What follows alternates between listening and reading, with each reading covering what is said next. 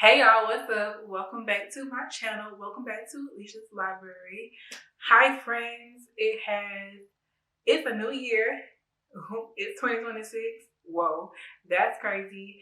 And before I get into the swing of things and get into all of the 2026 things, I need to wrap up 2025 properly. And so as you can tell by the title of today's video, I will be doing my 2025 wrapped.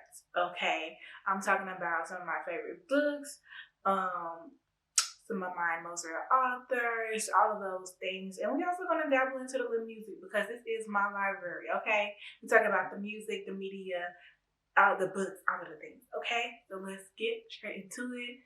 But before we do, make sure you like and subscribe. I have seen so much of the love that y'all have been showing me from my most recent videos, so I am very appreciative. And yeah, come on again, get you a little snack or something, and let's get into the video. Okay. So I am looking at my iPad. It has all of my things on here. I will be putting some stats up. The stats I am pulling from Storygraph. And yeah, let's just get straight into it. So for my overall 2025, I read 60 books, which I surpassed my goal. My goal was 50 books and I read 60. Which was 14,325 pages, which is crazy, but weird. And my top genres were romance, contemporary, and erotica. And yeah, romance was there because I'm a romance girly, okay? Love a girl down. But yeah, contemporary, I can see that too. Erotica definitely crept on up in there. And my top authors, the authors I spent the most time with in 2025 were Kennedy Ryan. I read 8 of her books. I spent a lot of time with Kennedy's catalog, okay? And then I read about 5 of Tasha Marie's and Sherry Shanae. So is it Shanae or Shane? I think it's Shanae. But I read 5 of each of their books, and I had a great time. Tasha Marie and Charity Shanae were both new to me authors, so I'm really excited about that. I'm really trying to continue to always find different authors, new authors, as well as like debut authors, obviously. But I just, love that. And while we on the subject, I read 30 new authors, either new to me or debut, including like Kay Shanae, as I mentioned, Tasha Marie, Charity Shanae, and Carolyn Kay, which she put out her debut novel, which we will get to that later because 8. Okay. And yes, so I wanted to get into my top 5 books of the year in no particular order, okay? And I also have a few honorable mentions. So, starting off, Cutthroat by Octavia Grant. Now listen, I'm not a thriller girl. I'm real scary. It gets real around these parts, okay? I don't like to be scared. I get a little anxious. My anxiety gets to beating around this joint, okay? So for me to be like this, a thriller by Octavia Grant made it to the top of my list of one of my favorite books that I read, one of my top books for 2025, said something. Because, honey, I do think we need to go check the lady basement, but Octavia Grant playing no games because Cutthroat was exactly what it says it was. Okay, cutthroat. She meant business. So I will read the synopsis of the books that I read in my top 5.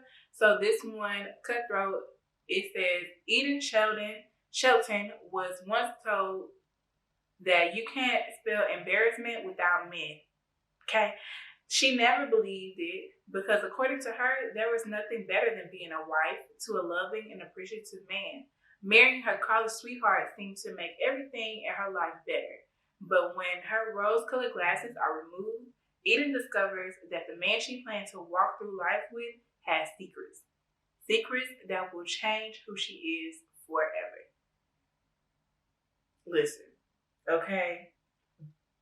Exactly what it says it is. Cutthroat. Okay, moving on. The next book If y'all see my eye watering, I'm not crying, but something is in my eye and it is bothering you, girl. But moving on, Somebody's Husband by Robbie Renee. This is the third book I have read by Robbie Renee. I read Somebody's Wife and Somebody's Forever in 2024. Loved both of those books. This one I also love.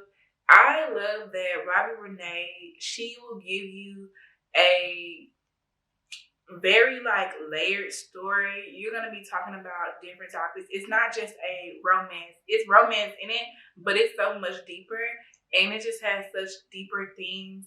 For this one, the synopsis says a grieving doctor and a nurturing professor join forces on a potentially groundbreaking medical study that sparks a profound connection that neither saw coming in this unconventional romantic drama.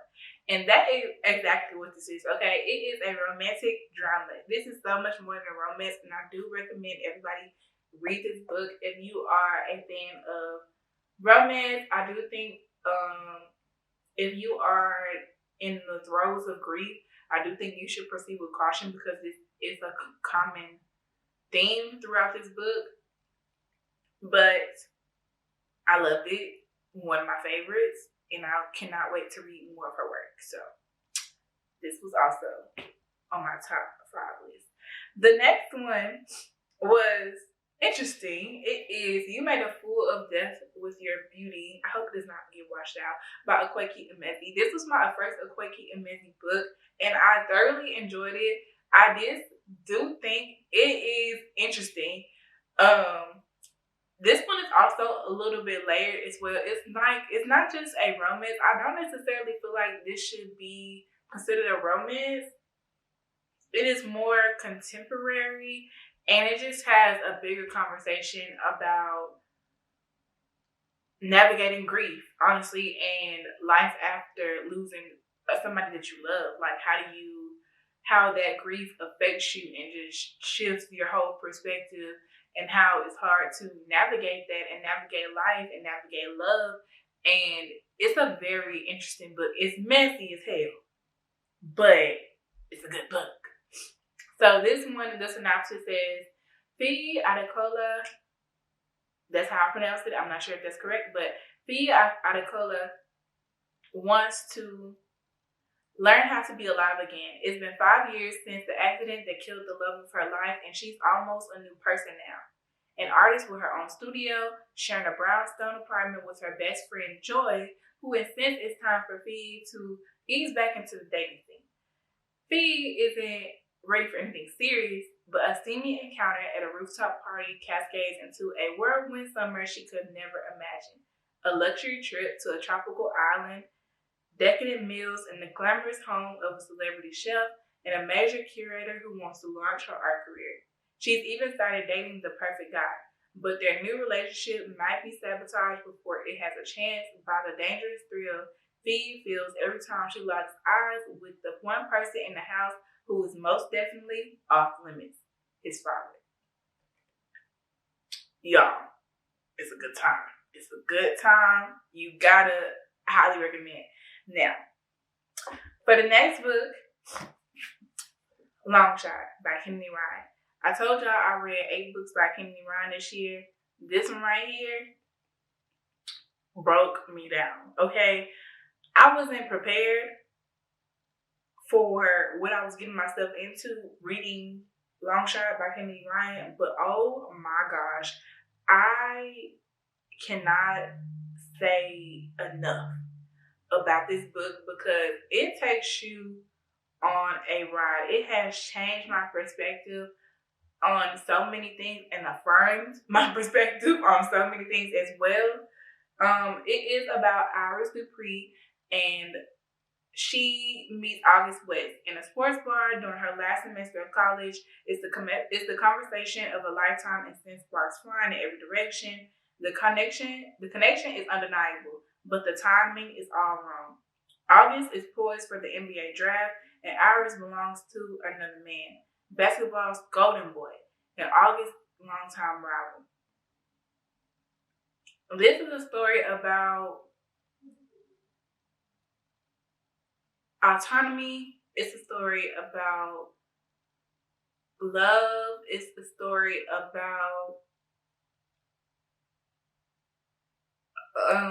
choices, and the choices you choose, the people that you stay with, even though you don't feel like you're supposed to be with them. It's a lot. It's a lot going on in this book. It is very heavy. I will say check your trigger warnings. I was not prepared for how intense this book got, but by the time it got into the throes of it, I was already in it. And this Sheila thick, okay? This book played no games, and when I say it broke me, it broke me. I was over here like mouth on the floor, but I enjoyed it. Okay, I enjoyed it. And now the last book, I don't have a physical copy of it just yet, but I read it on Kindle, and it was Claimed by a Blue-Eyed Menace by Tasha Marie. Now listen.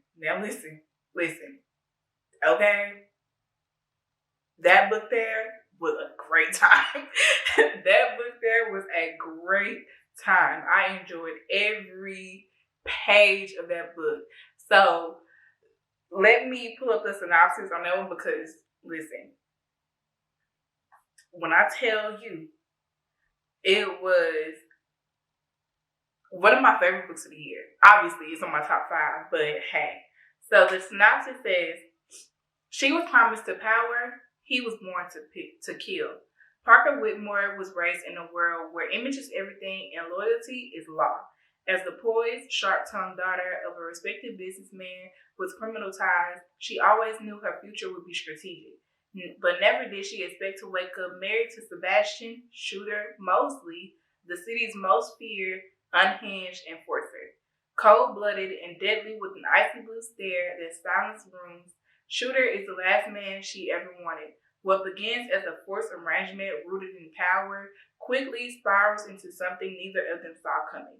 Shooter is used to obedience, not attitude, but Parker's fire drags him into obsession. And Parker, she swore she'd never fall for a man who solves problems with bullets. But when he touches her, her world tilts, and her rules start to crumble. In a marriage built on control, secrets, and enemies at every turn, they'll have to decide if love is worth falling into or if it will be the very thing to destroy them. Listen, this was my first arranged marriage, and it will not be my last, okay? This is the one, I had read two Tasha Marie books before this, and this one solidified that, yeah, I'm going to have to go back. I'm going to have to go dig into that lady's catalog because whatever you got going on up there to be writing things like that, need that. I need to see I need more of that. Actually, I cannot wait to get my hands on a physical copy because I love that book so much. I could not stop talking about it to my friends, to my family. I was just like, hey, it is so many lines in this book that I just repeat. Hey, go read it. This was literally, if I had to rank these books, that would probably be in the top 3. Top 2. And it's probably not 2. Okay? You feel what I'm saying? So go check that out. My next book, well, no, that was all 5, and I do have a couple honorable mentions. My first one is All Mine by Carolyn Kay. This was her debut, and when I say a debut, where? Because, honey, that book, she did her biggest one with that. That one was also interesting. I feel like when I I talked about it in my wrap up, I introed it in a very funny way, but it starts out like a Tyler Perry movie, but in the best way. I know, y'all might not, but I do. I understand that might not always be complimentary.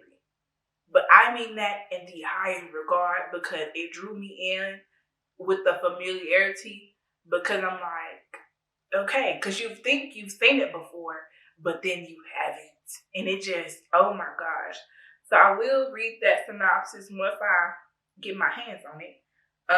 Because listen, it was all mine an urban nanny romance. I also realized this year that I do like a nanny romance. I do need that. I have here. Actually put that pen to paper and write more of them. Okay. So the synopsis says St. James was once the perfect wife, prim, polished, and quietly miserable. When her marriage to a powerful doctor crumbles overnight, she's left broke, stranded, and desperate. The only person willing to help, Montana. Monty G's Ortiz, Philly's hottest rapper. And the boy who used to sleep at the foot of her bed when home wasn't safe. Montana didn't expect to see Six again, let alone with bags under her eyes and nowhere to go. But when she steps in to care for his kids like they're her own, he realizes he never really got over her. Now she's living in his house, watching his children, sleeping down the hall, and no matter how many times he tells himself to keep it professional, one truth. She was always his, even when she belonged to someone else. Listen, first of all, love second chance. Hand it here. A second chance nanny trope. Hey, if it's good, if it's wrong, I'm sorry, lock me up. Cause that right there, oh my gosh, that was one of my favorites of the year. Obviously, it's being mentioned. I can stop saying it, but like you just gotta read it. If you are a fan of urban fiction, you will love that. Go check that. Go actually run her numbers up because for that to be a debut, I looked at that and I debut where? Cause oh my goodness, it was great. And she just put out a novella. I gotta go see about that too because hey, it's a continuation of their story. Hey, need that. I also recommended this to a couple of my friends. I could not shut up about this book. Yeah. And then the last honorable mention I would like to include is Tempted by Danger. I read the Danger series in December. I didn't read a lot of books in December, so I don't really feel like I need to do a December wrap up. But I did read the Danger series, but I ate it up. Loved it down. But however, the first one, it just did something to me. It hooked me in, and it was also a very layered story. It was a lot of moving parts, and I enjoyed it. And I just couldn't get over it. It just set the series up so beautifully, and as it went on, like I started connecting more. But that first one stayed with me. And India, baby, I need that physical. Whenever you drop them again, please, I'm gonna need to be on somebody's list. I need those. The synopsis of this one says, rule number 1, no fraternizing. That was the main rule you had to follow if you wanted to stay employed at Danger Inc. For 4 years, Diamond Danger never worried about breaking that rule until the day his new assistant, Quincy Everly,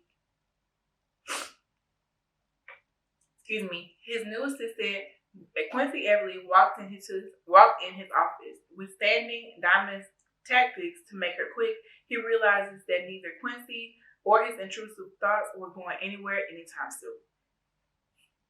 I said, first, from one, I'm also learning I love a little workplace romance. I do. It was a trend this year. I love a little workplace romance. I really enjoy that. It was so much about this book that I loved outside the romance. I love the storytelling. I love the family dynamic, even though they were crazy and it was hectic. I loved when we got to understand why it was the way it was. I love that. I love Baby Quincy didn't play. And Diamond didn't either. And I just gotta love him. Okay? Gotta love him. Okay, and so those were my top books. Also, I read 60 books this year. Last year, 2025. I read 60 books. All of them, except for one, were fiction. Hey, not a fan. You know what I'm saying? I tried, but it just didn't work it. But I do want to move on to music. And I want to mention my top artists. So my top artists of the year were Megan Thee Stallion, Beyonce, and Kendrick Lamar. Very on brand for me. Okay, very on brand. My favorite projects, album or EP, were Act Right by Sasha Kibu. Loved it, ran it to the ground. Oh my gosh, amazing. 10 out of 10. And then Lover's Paradise, Side A by Isaiah Falls. I don't really hear people be talking about Isaiah Falls like that. And if you are a lover of R&B, if you love, I wouldn't say nostalgic R&B, like 90s R&B. I wouldn't say that is the vibe that he gives, but he has glimpses of that in him, and I love that. And then also my last favorite project I want to mention is Why Not More by Coco Jones. She released her debut album this year, and it was amazing. I loved it. It was a great album, follow up to her EP that she won the Grammy for, and I think she definitely deserves to win some kind of award for that album. It was great, 10 out of 10. And yeah, that is my 2025 wraps. I really hope that you enjoyed this video. If you have read any of the books that were in my top 5 or the honorable mentions, or you enjoyed any of the music, I would hope that you enjoyed the artists that I mentioned. Let me know in the comments below, and I will see y'all in the next video. Until then, bye.